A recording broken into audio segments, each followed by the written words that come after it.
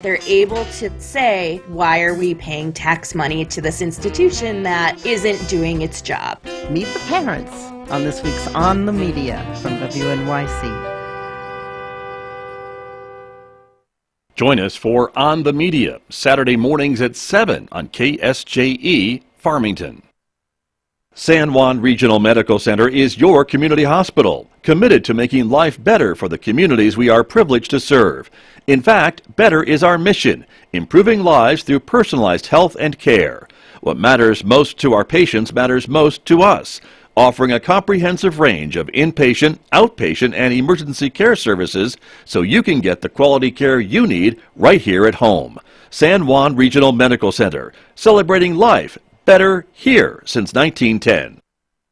KSJE is supported by the Farmington Civic Center, bringing a full slate of entertainment to Farmington and San Juan County. The musical Annie, Thursday through Sunday, August 11th through the 14th, and the 18th through the 21st. The Farmington Civic Center, 200 West Arrington in downtown Farmington. Find out more online at fmtn.org/shows or at 505-599-1148.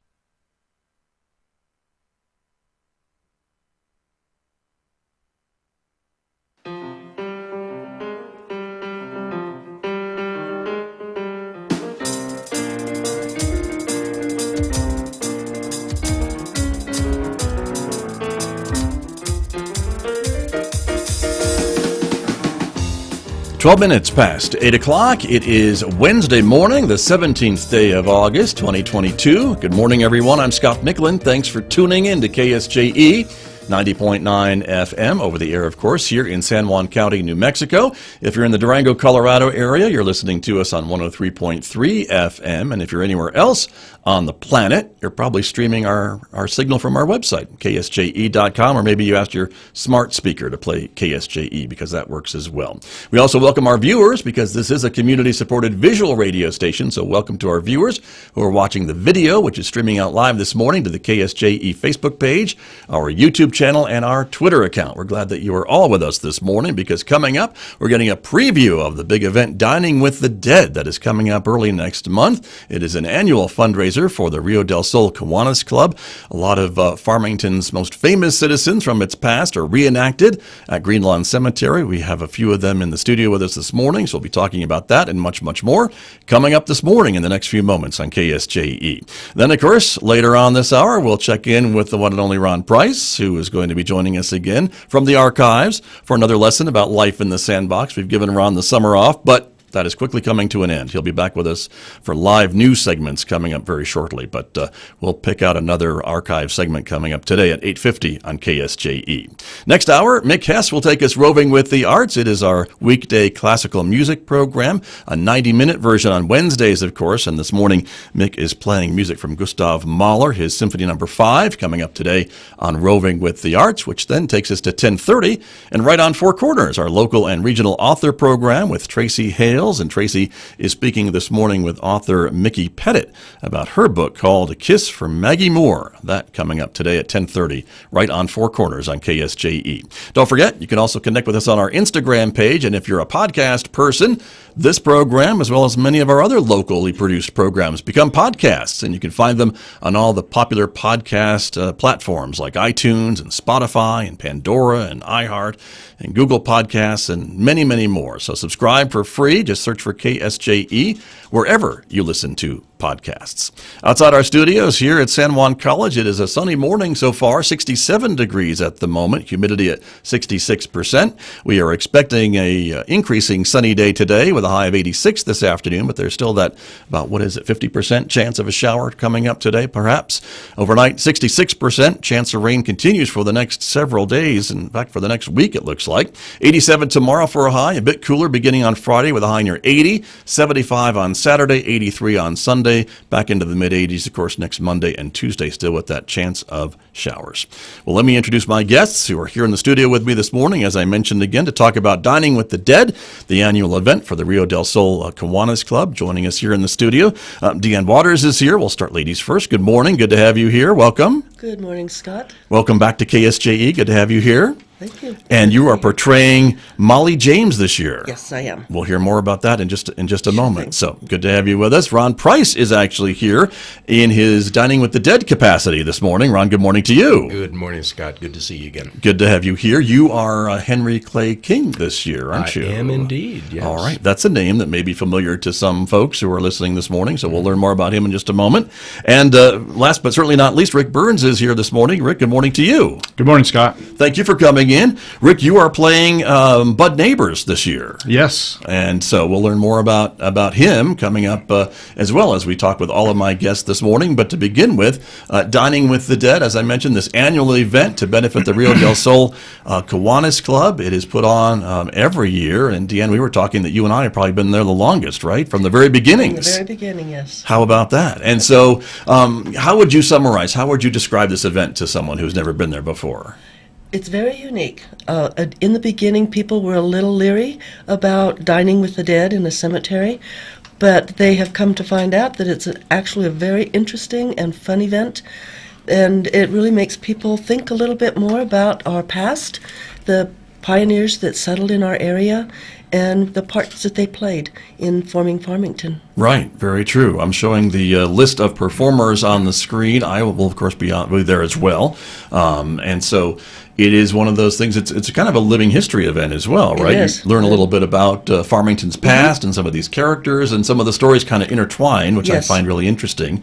Because as maybe this is going on over here, then you hear about something else that was going on over here in this part of the county, and it all kind of takes place around the same time. It does, yes. Very good. Ron Price, you've been part of this for a number of years. What keeps you coming back?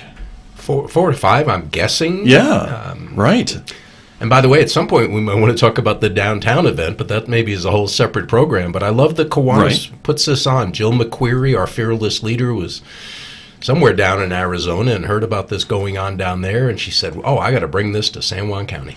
Right. And if Jill sets her mind on something, it typically gets done. Yeah, and you don't dare say no to No, Jill you don't McQuarrie. say no. It does get done. Yes. But, we hold it at Greenlawn Cemetery, and I've been to my share of cemeteries in my life. Greenlawn has a special feel to it. There's a reverence there. There's a majesty, a beauty, a respect for the dead. Right. And again, as you said, to hear the stories of how Farmington was formed, who made this great area. Right. And tell their stories. Let them come alive just for a few moments. It's a fascinating event. Very true. It is September 10th. Coming up, that's a Saturday, from 4 to 8. Your ticket is $30. It includes dinner and the tour, and of course, all then the presentations from all of us and more. And Scott, you may want to warn your listeners, although radio, video radio, isn't that TV? Visual radio. Thank yeah, you. well, yeah, right.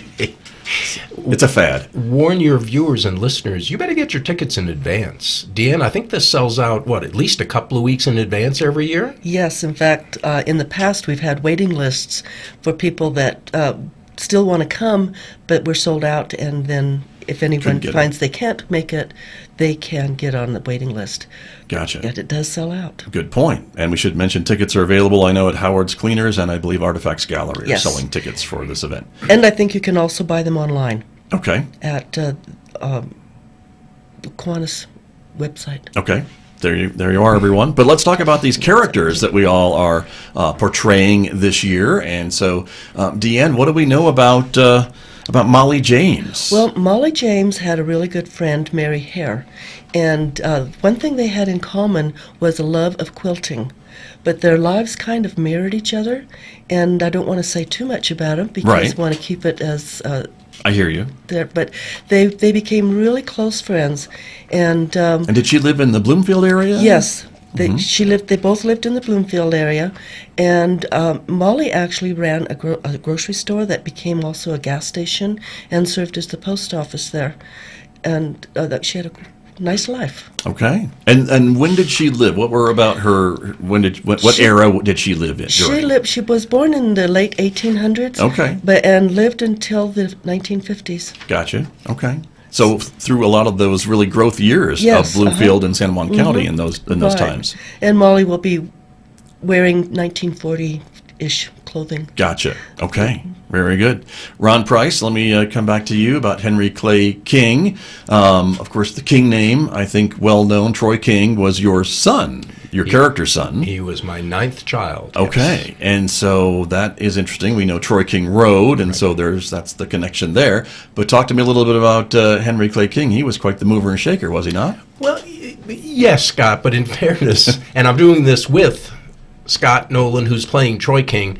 Troy's the more famous. He was a county commissioner. He started the county fair. He was on the hospital board. He was a ditch rider. Now I'm getting into my script. But, right. But Henry Clay King had how many kids, as we see on the screen? All together. Yeah, he doesn't look very happy about it in the picture. 10 made it to adulthood. Right. I ended up buying the very first cemetery plot at Greenlawn for my little 2-year-old son, Francis, who drowned.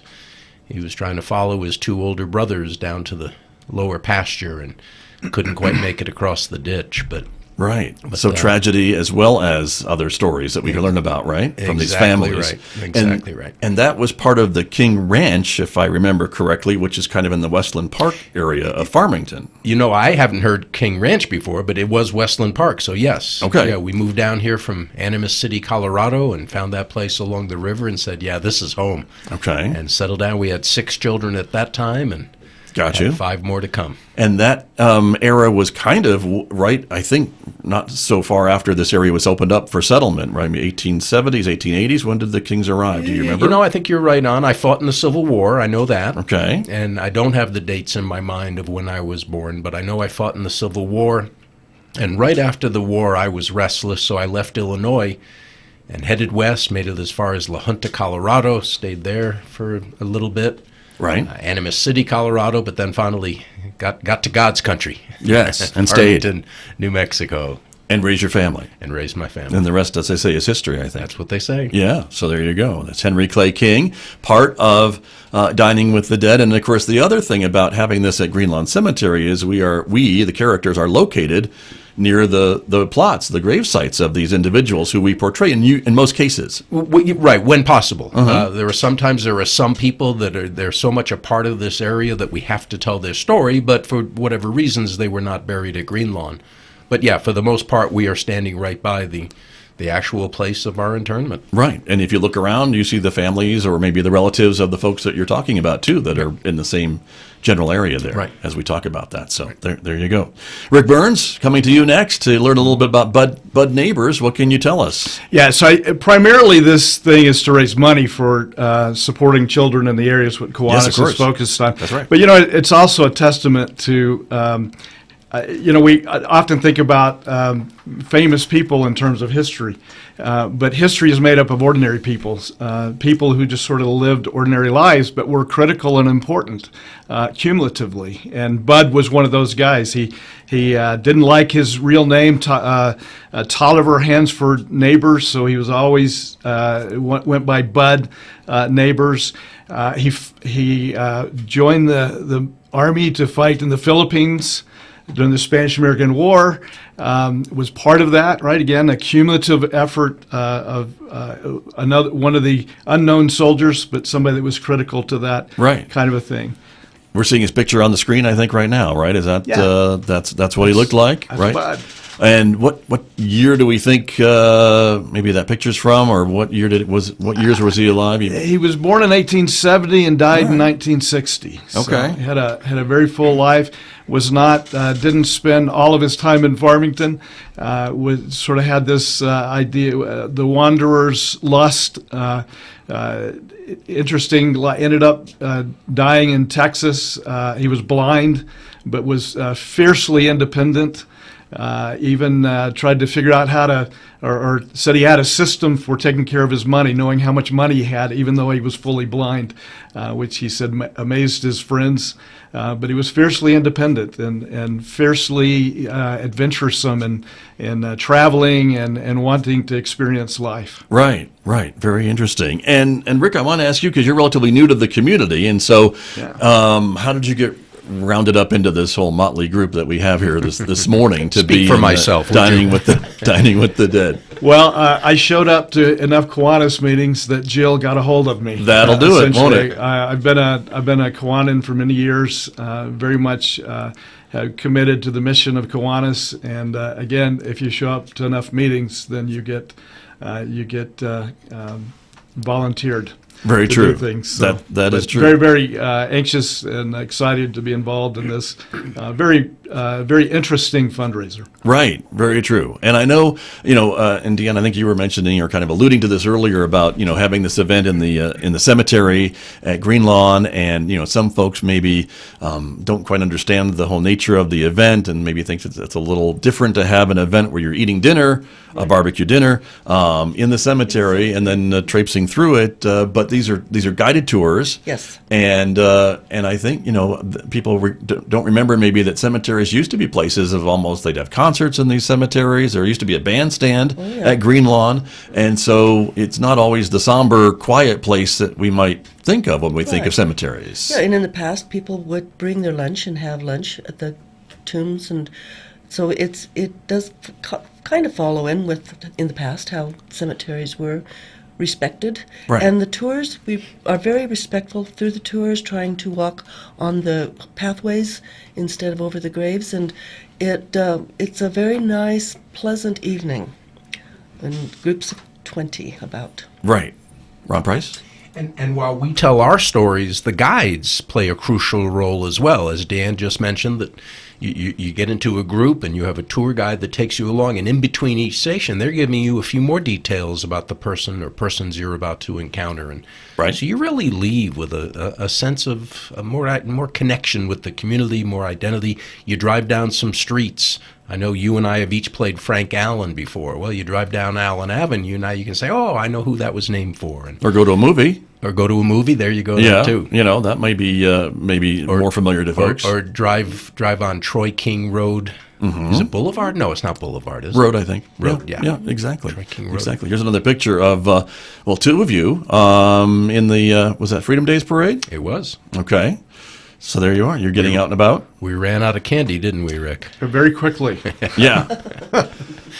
But that will help get the word out. And so again, we are dressed up in character as you were from those eras and representing these individuals. I will be William Markley this year. He was the owner of one of the very first stores that was built in Farmington.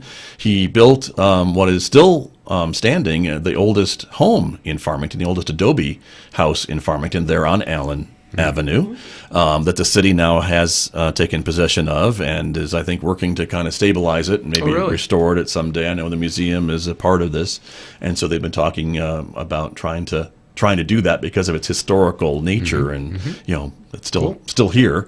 But yeah, he was quite the individual and the entrepreneur, as most of sometimes these characters are. And as we look at the list of other folks, of all the people that will be portrayed this year, there's a lot of folks who aren't here. We just couldn't fit them in the studio. But there's a lot of stories as we look at these. Mary Hare, who is the friend of your character, right, Deanne? Yes. And so she'll be represented as well. Yes, and she's from Scotland and she has a very strong Scottish accent that she never quite got rid of. Aha! Despite being out in the middle of the Southwest. Right. Yeah, there you are. Ike Stockton is another name that folks may remember, and that's one, Ron, that you were mentioning, that maybe he's not buried at Greenlawn, but he is such the character that he has to be included every year. And the Stockton brothers are well known, I think, in local history, and so it was a pretty wild time here for some years during the 1870s and 80s, I think, right? Yeah, and early 1900s too. They had the Stockton Cattle Wars and right. all of that. Yeah, they were very people were shooting at very each other. well known around here. Yes. Yeah, and so I think a lot of folks maybe think about Durango having a lot of shootouts and Wild West, but Farmington, San Juan County had its fair share. They sure did. Back in those days, and you hear some of those stories as well. Ellen Stockton, I think, was Ike's wife. Yes. Right. So she'll be there as well, and a lot of other folks that are there. In addition, Francis Swinburne. Folks maybe remember Swinburne Elementary School, so that's the name related to that. Right. And who that was, a former teacher, and Right. And actually the granddaughter of one of the Hubbards that had the Hubbard Market down on Main Street, which is where Navajo Trading is now. Right. So she's a granddaughter from the Very, Hubbards. very good. Yeah. Ron, you mentioned earlier the downtown event, which I know you have been a part of, and I was a part of as well. That happens usually in the spring, and as you mentioned too, Deanne, you get to see some of these locations that we're Right. talking about Yes. too by going on a tour through downtown Farmington, and then having these individuals out in front of their former stores or Right. workplaces or what have you, and that's a whole other event, a similar fundraiser though for Kiwanis. It is. And, it helps bring everything together, too, because at one time of the year you're seeing the buildings that people ran, the businesses, and then later on you actually see more of their story, but next to their tombs, when possible. Right. I know my Molly is buried in Bloomfield, but my friend Mary will be standing next to her. You'll be at her site, her grave site at Greenlawn. And Ron Price, you've been a part of the downtown tour. What makes it so interesting for you? Again, the history. A lot of the buildings in downtown are still pretty historic. They're still in their original condition, and you drive by them every day and never stop to think, wait a minute, what's the history there? What took place years back when it was still dirt streets and horses and buggies and things of that nature? And I just think this is a great place to live. It's a great place to live. And when you fully understand the history and how it came about, I think it just adds to your appreciation of the area. Right, right. And the interest of history, too, of how it's developed over the years, right? As we usually mentioned, from dirt streets, which were dirt pretty recent. I mean, it wasn't too long ago that Main Street was paved, probably 50 years now, because I'm old, but compared to other communities in the United States, I think it took a long time for that to happen. And of course, we know about the big growth in the 50s here with the development of the oil and gas industry, and that really changed the nature of San Juan County from really what was a sleeping kind of farming agricultural community in Bloomfield and Farmington and some of the others to what we have today. Exactly. And so you keep coming back year after year, you two, and I know, Rick, you're new. He'll be back. He'll be back. I bet he'll be back. That's true. Once you're here, you're here. That's true. That's true. But what keeps you coming back? The different stories? Because you've played different people each year, right? Yeah, and sometimes I've played them twice, but it's just the history, and it's fun. I love telling the stories of the people that came here. They came with nothing, some of them, and really had a lot of hardships. Lived, some of them, in sod homes and dug their original irrigation ditches. It really makes you appreciate what we have here. Right. And the beauty of Farmington. Certainly.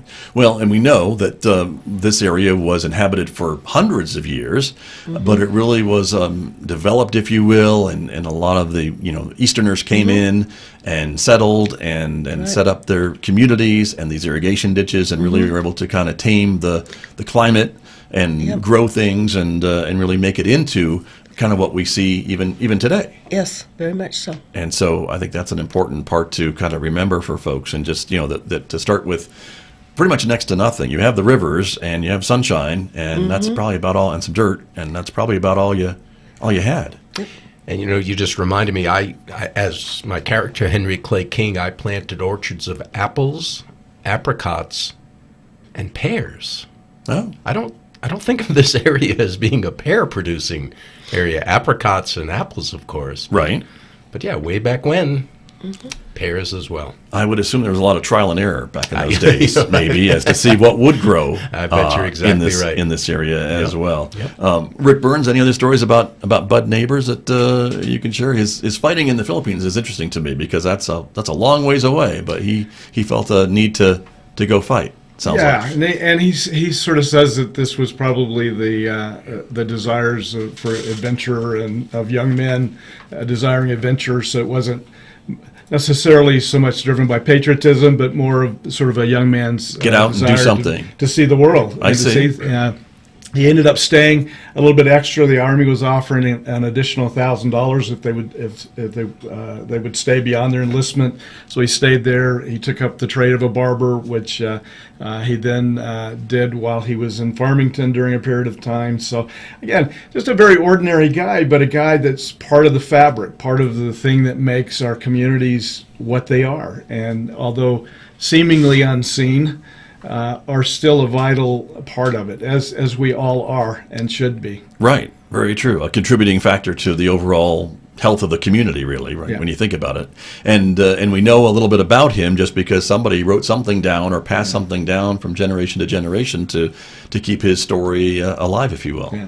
So, Which should encourage all of us to right. write a few things about our lives that will be appreciated, probably more so than we would imagine they would be by our grandchildren and so forth. Very much so. Very, very true. Ron, you're laughing. There's a I lot written about you, young man. I just got an image. 50 years from now, somebody's going to be sitting at this microphone saying, "I'm playing Scott Michlin this year." Well, I don't know about that. That would be a very short description, but okay.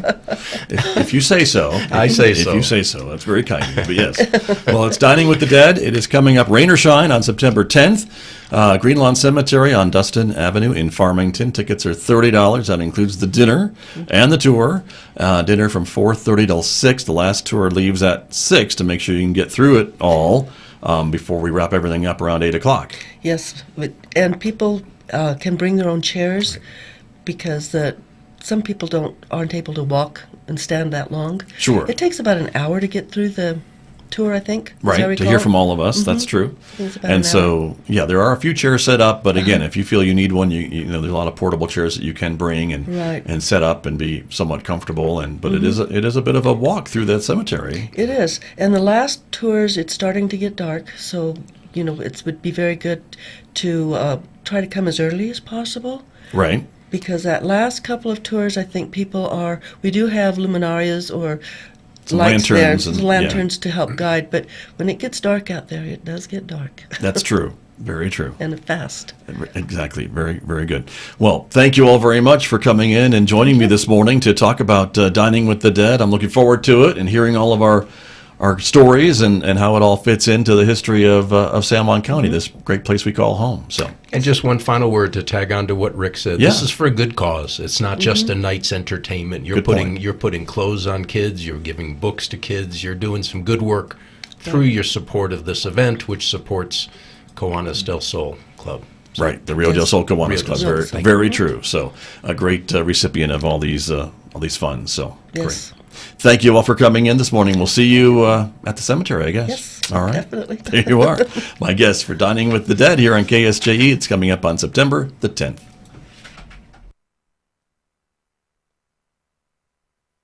KSJE is proud to support the Summer Terrace Concert Series, Saturdays at the Farmington Museum.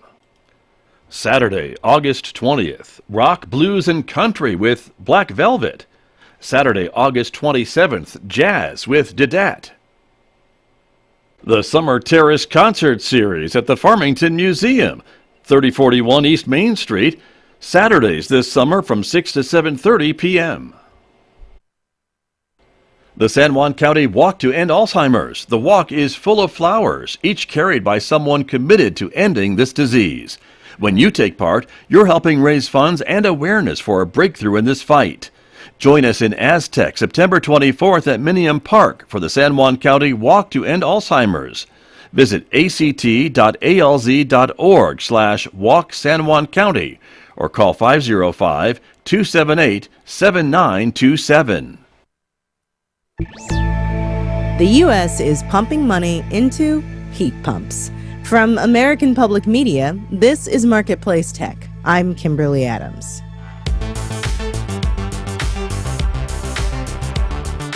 Marketplace Tech is supported by Progressive. Progressive Commercial Insurance protects small businesses with customizable coverage options as unique as your business. More at progressivecommercial.com. And by Angie, dedicated to helping homeowners care for their home from repair to remodel. Reviews, booking, and more at Angie.com or on the Angie app.